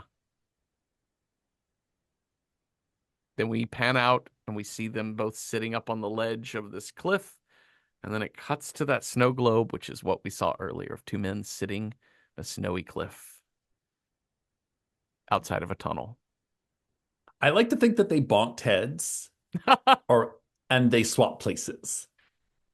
I mean, I And that the movie starts over again. And this time Yagi is the like sexy cemetery man that talks. uh-huh. And Rupert Everett is the like kind of simple bumbling bumpkin. Yes. So like I like to think of the entire movie happening again, all the sex scenes, all the kissing, all the like showering scenes, except it's Nagi. Uh-huh. This is to bring it back to Waiting for Godot. In some ways, like there's this very Didi and Gogo sort of thing here, which is that shall we go? Yes, let's. They do not move. But in actuality, these two characters are Lucky and Pozzo, right? Because the Yeah. power dynamic shifts on them between Act One and Act. Spoiler Yeah. alert for the What? 75-year-old play, but the power dynamics shift on Lucky and Pozzo. So they are still the same people, but one is leading the other. Yeah, yeah. And so yeah, I just found that really interesting and funny, kind of cheap, but great and smart, and loved it. The end. Shall we rate this movie? Yes, let's. Let's talk about approachability first. How approachable is this movie if you are averse to horror watching? On a scale of 1 to 10, with 1 being the least approachable and 10 being super approachable for the horror averse, I would give Cemetery Man like, oh, 6 out of 10 ossuary skull sniffings. It's not at all scary, this movie, but it's splattery and Yeah. gory.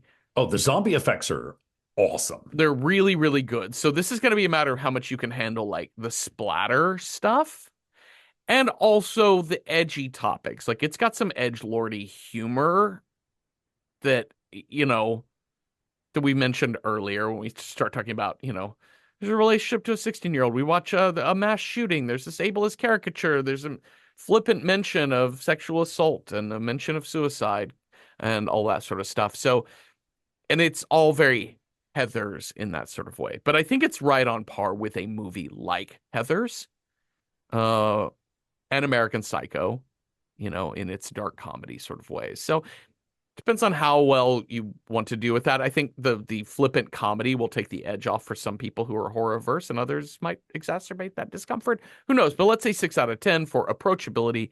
But not to speak of approachability, how do you rate this as a horror movie, Cecil? As a horror film, this is an interesting one because it's definitely a dark comedy and not a horror film. I think this movie is very similar to like Happiness of the Katakuris.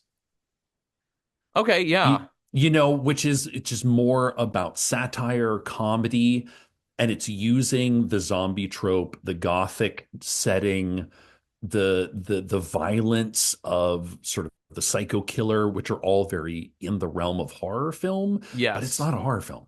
It's not trying to scare you with its zombies. Yes. Like Dead Alive is much more gross and probably a little bit scarier and also funnier than this, I think, as Yes. well. But this is definitely a comedy. So is it a good horror film? I think I got to knock a few points off of it, but like it's from a master of horror. It's also like I said, we didn't really talk about a lot of these zombie effects, but these zombie effects are top notch. Really good. So good. Like and it's also like of an era where like, hey, do you want Boy Scout zombies? Like we're gonna take the weirdest concepts and turn them into zombies. And also I love the like sensuality of this return to gothic horror. Uh-huh. Beautiful. Absolutely a fun ride. But yeah, I gotta knock a few points over it because it's not really a scary movie. No. So for that reason, I'm gonna say 7 gravestones with my young picture and my old picture And on your old them. picture. I love that. That's so good. Well, let's figure out what movie we will watch next. You've got a scare die. I've got a style die. We will roll those up and see what movie matches those two things. So, Cecil, on your scare die, if you roll a 1, our next movie scare is Cursed. 2, Vampire. 3, a wild card. 4, Alien. 5, Ghost Story. Or 6, Psycho Killer. What you got? That's a 1. Cursed. Okay. Give me 1 second here. Let's get myself set up to roll dice. Yoink, yoink. Move the little tray. There we go. Okay. Okay, so our scare is cursed. So let's match that to a style. If I roll a 1 on my die, our style is it's got to be 75% or higher on a review aggregator. 2, it's got to be a one-word title. 3, a foreign language film. 4, something with a rural setting. 5, something from the 2000s. Or 6, a splatter film. Man, there's gonna be a lot for cursed. Let's see what we got here. I got a 4. That is a rural first. A rural curse. Rural cursor. Okay, so we wrote down a bunch that that we thought would fit this thing too, but we also have Random Horror 9 over at Letterboxd. You can follow us there and look at our lists where we put up all the lists of the possible matchups of these die rolls, and you can leave comments if you know movies that would fit these things well. So let's start with the ones on our list, Cecil. I think I put a lot of these. So maybe I'll give A these few of over and these. you can tell me about you can tell me about what people on Letterboxd have to say. Okay. Evil Dead and Evil Dead 2. Rural, Classic. cursed. Yeah. Don't need to Cabin say in the much else. Woods. Yep. It's a cabin in the woods, and there's some cursed Necronomicon business Uh-huh. happening there. Uh Kuroneko, which Oh is yeah.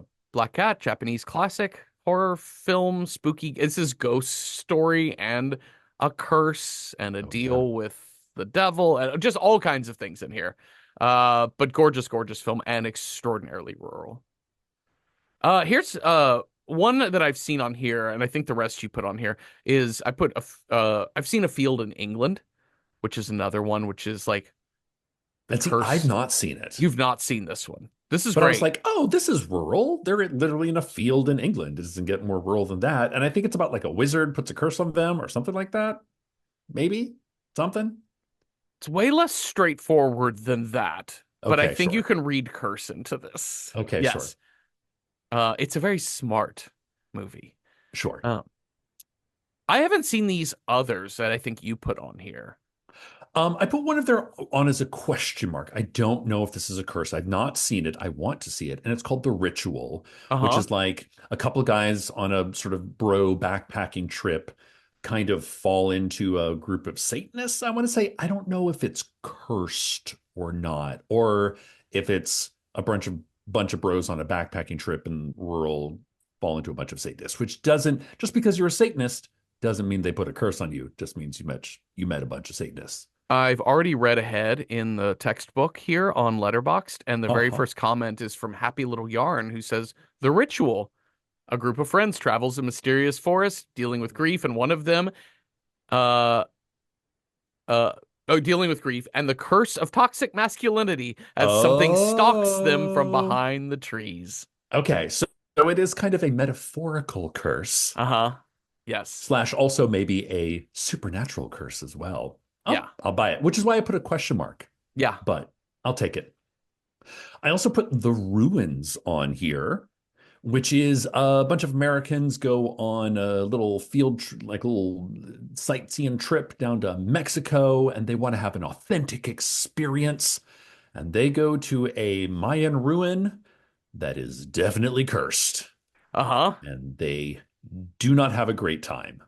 Very rural, and it is definitely cursed. I also put one of my classic all-time favorites, and that's John Carpenter's The Fog, because Hmm. it's an entire town that is cursed, and it's a very small town that's kind of like on a bay. So like a very so I took sort of like, most people think of like rural being in the middle of the woods. This is like rural meaning like coastline, Okay, yeah. kind of insulated, and it's definitely cursed. And it's I don't know, this is like one of my go-to spooky time Halloween watches as well. And there's also one on here that I think you put called Darkness Falls. Oh yeah, Darkness Falls. This is one that I think I saw like a long ass time ago.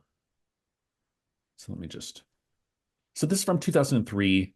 In Maine, the residents of Darkness Falls are aware of the legend of Matilda Dixon, an old Ah, woman who was tragically murdered by the mob in the 1800s. And now Darkness Falls has to contend with Matilda's supernatural wrath. So another town with a curse. that's really funny. Is this yeah, Small town with a yeah, curse. 2003. The description on Just Watch is a vengeful spirit has taken the form of the Tooth Fairy Oh, yeah. to I would exact also like to point revenge. out this has a 10% on Rotten Tomatoes, Oh my God. which might mean it's the most awesome movie ever made. It has a 71% on Just Watch. Okay, I so don't know what their rating system is at all. who knows? Well, let's check in with Letterboxd and see what people had to say there. I already mentioned Happy Little Yarn and with The Ritual, but they also mentioned Wind Chill. Emily Blunt plays a student who shares a ride with a stranger and ends up on an isolated road where time and space seem to bend out of shape. Oh, Emily Blunt, get out of Oh there, girl. no. Let's see. Invisible Orange seconds the ritual. Happy Little Yarn comes back in to say, De Poel, a Dutch indie about a group of campers disturbing a pond amongst a Dutch artificial forest. Wait, I gotta know more about this. This sounds interesting. Does this mean the pool? I would imagine. Yep, it sure does. Oh, this looks Dutch. Oh, it looks very Dutch. Yeah, family finds a secluded camping spot in the woods, and the father tells a scary story, and the son's dreams cause bizarre occurrences at the Oh, campsite. this sounds Oh so interesting. Yeah, it says the pond contains a mysterious force that will not allow them to leave. Rot and decay strike, and madness follows. no! Sounds like a great weekend to me. Mm-hmm. Rot madness. Come on. Uh, what else we got on here, Cecil? What else do people have to say? Monstrum seconds the ritual. B seconds Evil Dead 2. Crown Sealy seconds Evil Dead 2, but also throws in Evil Dead 2013, which is the reboot. Uh-huh. A group of friends accompany a drug addict to a remote cabin in the woods to help her overcome withdrawal. Things go sideways when they enter the basement, and one of them reads that Necronomicon out loud, listen, if you find a book in a Uh-huh. basement of a cabin, that is in Latin or a language you don't know, don't read it out loud. Yep. Cronenberg TA, Evil Dead. Ganymede's Cup recommends The Cursed from 2021, aka Eight for Silver. Huh. A gothic horror movie, a brutal land, a brutal land baron, a brutal land baron massacres a gypsy clan claiming his land, unleashing a curse that brings monstrous consequences to his village, set in 19th century village in rural France. Okay. All right. Um, Maddie Parks brings us When Evil Lurks, which I can't believe I didn't put on this list. That's one of my favorite cursed fucking shit going down. Oh, I know why I left it off because it is very rural, but there are a lot of scenes that are in like the suburbs as well. So I think I just kind Oh, of left okay. it out there. But a great majority of this movie is pretty rural. Okay. Yeah. What else do we have on here, Cecil? Diamond Dog recommends Saloum. Saloum. Salome? Salome? I don't know. A group of mercenaries hide out in a remote African village after a job where they accidentally unleash a deadly curse. Oh Great. no! King and Commodore seconds the ritual and recommends Impetigore. A woman inherits a house in her ancestral village, but she's unaware that members of the community have been trying to locate and kill her to remove the curse that has plagued them for years. Mm. Man, these Zillow listings, they'll get you in trouble. These They will. HOAs, those HOAs will trip you up. Yep. VB Person recommends In the Tall Grass 2019. Hearing a child screaming for help in the green depths of a vast field of tall grass, Becky, a pregnant woman, and Cal, her brother, park their car and enter the field, discovering that they are not alone. And for some reason, they are unable to escape the grassy labyrinth. All right. Weaponized Toaster gives us Curse from 1987. That sounds very curse based. They also mention Antrim from 2018. Oh, I've seen the posters for this. To Yeah, yep. rescue the soul of their deceased dog, a young boy and girl enter a forest and dig a hole to hell. Amazing. Another one that I've seen a lot, but I've seen it online a lot, but I haven't watched it, is Uma. This was given to us by Wins818. Uma, starring Sandra Oh as a mom who leads a quiet and modest life on the farm. Their teen daughter. The bucolic bliss is interrupted when her estranged mother's remains arrive from Korea. Oh no, cursed mother's Cursed remains. ashes. Oh, Fifth Hammer recommends The Autopsy of Jane Doe. sure. Father and son coroners in a small town receive an unidentified corpse with no apparent cause of death. As they attempt to examine the Jane Doe, they discover increasingly bizarre clues that hold the key to her terrifying secrets. Cursed cadaver.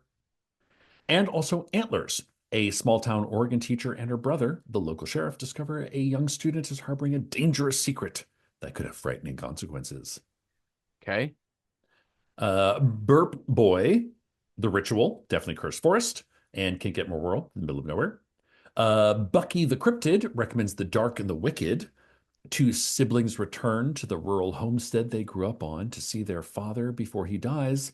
The longer they're there, the more they begin to realize that a darkness is hanging overhead. Wow. Man, Uh, y'all really want us to watch The Ritual. I yeah, like every third comment is the about The ritual. Ritual. Yeah, Ash seconds the ritual, adds the hole in the ground, which is a single mother living in the Irish countryside. So that's very rural. There's a mysterious sinkhole in the forest behind their house. Also, we've got Famir gives us Cabin in the Woods. That's one we haven't come up. I didn't think of Cabin in the Woods so much as cursed, other than Yeah, like this is a pretty bad circumstance. Everyone's yeah, I'm there with you totally on that. cursed object. Yeah. I mean, they're Anyways, all cursed objects, I yeah, guess. yeah, I suppose so. Yeah, you're right. Maddie Parks gives us Werewolf by Night. Sure. That's yes. Amy gives us Exuma. I've mentioned this on the show before. It's a new film that I watched a few weeks back. Korean horror about a team of shamans and geomancers who are called on to help a cursed rich family. Um, yeah, this is kind of like When Evil Lurks. They're like the big scenes More are rural. suburban rather than rural. No, Yeah. they're both rural, but there's a lot of scene. They don't take place exclusively in the rural, but the Okay, sure, main sure. storyline is rural. Okay, gotcha. Chrissy in the tall grass. Hmm. Brother and sister travel across. Yeah, they can't leave that tall grass. Nope. Get out of the grass, y'all. Suspicious Beans suggests Starve Acre, 2023. 1970s Britain, an archaeologist and his wife leave with their son Owen in his family home after discovering a hair skeleton at his dig site. He starts investigating folklore about an ancient oak tree on his land. This sounds kind of like retro folk horror. Sounds kind of cool. Hmm. Starve Acre. Griff recommends Unwelcome 2023. After being attacked in their urban home, a young couple moves out to the rural Ireland, only to receive warnings from locals about mysterious creatures living in the nearby woods. Great. My Maya recommends Kathy's Curse, Oh. which is about ack. She just can't stop saying ack Uh-huh. She because can't. she's cursed with She can't. bathing suit shopping Yeah. season. She's got a case of the Mondays, that She Kathy. does. A young girl possessed by the spirit of her aunt who died as a child in a car accident, and soon people around her begin to mysteriously die off. It's more of a possession movie, says My Maya, but there's definitely a curse doll involved. And curse is in the title. The setting is a large rural Amityville horror style house. Dienel Blas seconds Cabin in the Woods. Da Zenbuster seconds When Evil Lurks. VB Person seconds The Dark and the Wicked. And Darbalus recommends the first three episodes of From Mm. 2022. What is striking your fancy bone right now, Cecil? I mean, y'all really want us to watch The Ritual, Uh-huh. which I've not seen. I think I watched like the first 5 minutes of it. I was like, boring. And then I had to watch Yes. something else. So I'm really excited to watch The Ritual with a more focused mind than I think Yes. I was. I mean, here's the thing. We've not watched The Evil Dead on No. this film yet. I know we keep flirting with it. We get right up to it, And it's always that classic that's just kind of sitting and we right just there that we turn can't away. get to it. Which is all right. Yeah, Um, I was feeling like so three categories and three films to throw out that were striking me. One is the classic and obvious, which is Evil Dead or Evil Dead 2. sure. Second, the audience favorite, which is clearly The Ritual. And the third is the dark horse, which I think the dark horse to me is the pool, is Deadpool. Deadpool. Deadpool.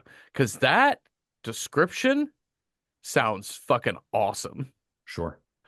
But yeah, I think we owe it to either horror film history Yeah. or we owe it to our horror film fans. One of those So two yeah, this the week. question, yeah, the question is, do we want to go with a classic tentpole of the horror film genre Uh-huh. or to a sort of modern thesis horror favorite? Yes.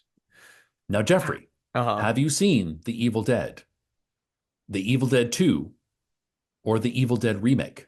I've only seen Evil Dead 2. I've seen it several times and I love Okay. it. Now, I would really love to get to the Evil Dead, the original. However, I'm gonna throw this out because this is also let's bring in we've considered horror film history and we've considered our audience, but let's consider us, Cecil. I We am, just came off of a dark comedy, bloody, yes, splattery, dark that is true. comedy. That is Do we want true. another one? Because we know Evil Dead, we know Sam Raimi's going to Yeah, deliver. We know it's going to that's be true. great. Or do we want to Turn wind another back way. toward a different subgenre of horror? Because here's the other thing is that I'm also eyeing Kuroneko Oh, absolutely. because I like a spooky, shrouded in mist Uh-huh. tale of curse in rural war-torn Japan. That will help us keep it on sexy. If you Sure. like gauzy things, Oh my God, you know I do, Jeffrey. You know I do. I love a misty, gauzy, uh, a field shrouded in mist. uh-huh. Now, because I've not seen a field in England, but to me, a field in England was like these people are cursed and they're in a field in England. Basically, that's essentially it. That's So that one essentially is, it. I don't know, that seems like to be in play as well. Yeah. Um, But I've also heard such mixed reviews about that film. They're like, oh my gosh, it's so cerebral and into. I mean, I am also curious to see the ritual. I don't know, man. I don't know what to do. okay. I want to. Here's the thing. After watching, I hear what you're saying about the Evil Dead, and I Yes. think after watching Cemetery Man, I would like to watch something scary. Yes. So that probably puts because Kuroneko is not scary. Kuroneko Nah, is ghost story spooky, spooky. It's spooky, sort of atmospheric, atmospheric, but it and is we not got scary. atmospheric, but like in an Italian sort of way. Yeah. Um, Evil Dead 2, I don't remember as being particularly. It is scary, but it's very funny. I've Well, never you've seen Evil seen Dead. Evil Dead 2. I think we should, it's either Evil Dead, which you've not seen, or The Ritual. That's where I think Yes. is, Okay. We can flip for it, or we can make the call now. I say let's flip for it. I don't remember whose turn it is, but I think it's my turn. I don't know. We'll flip. All right. I got my challenge coin. I've got let's do the star is the Evil Dead, and the eagle is the ritual. Okay, here we go. I've got the star that is the Evil Dead. Let's do it. Okay. And we're doing the original, right? Not Yep. the remake. Okay, Yep. great. The original. I'm just double It's like checking. we've come toe to toe with it so many times. Yeah, yeah. We've I put want it to on get the to, list so many times. I We're also gonna feel watch like, it and enjoy it. and I feel like the ritual comes up in our lists a lot, and it's good to know how much Yeah. everyone wants us to cover that. So hopefully we'll get to that And you soon. know what? It only takes $5 to join our Patreon and put that on our Patreon list. Suggest the hell out of that there, y'all.